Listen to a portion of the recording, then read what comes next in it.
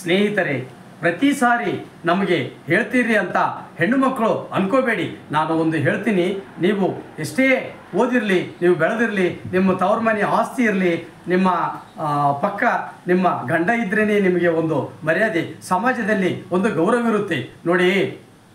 ಇರುವಾಗ ನಿಮ್ಮ ಗಂಡನ ಬಗ್ಗೆ ಅರ್ಥ ಮಾಡಿಕೊಳ್ಳೋ ಪ್ರಯತ್ನ ಮಾಡೋದಿಲ್ಲ, ಜಗಳ ಮಾಡ್ತೀರಿ. ಆದರೆ ಗಂಡ ಇಲ್ಲದೆ ಇರುವ ಅಂಥ ಹೆಣ್ಣು ಮಕ್ಕಳ ಬಾಯಲ್ಲಿ ಕೇಳೋ ಮಾತುಗಳನ್ನು ನೋಡಿದರೆ, ಸಾಕಪ್ಪ, ಕುಂಟನೋ ಕುರುಡನೋ, ಏನಾದರೂ ಕೆಟ್ಟ ಅಭ್ಯಾಸ ಇರುವನೋ, ಏನಾದರೂ ಇರಲಿ, ನಿಮ್ಮ ಪಕ್ಕದಲ್ಲಿ ಗಂಡ ಇದ್ರೇ ಅಂದರೆ ನಿಮಗೆ ತುಂಬ ಮರ್ಯಾದೆ. ಹಾಗಂತ ಗಂಡ ಏನೇ ಮಾಡಿದ್ರು ನೀವು ಒಪ್ಕೊಳ್ಳಿ ಅಂತ ನಾನು ನಿಮಗೆ ಹೇಳೋದಿಲ್ಲ.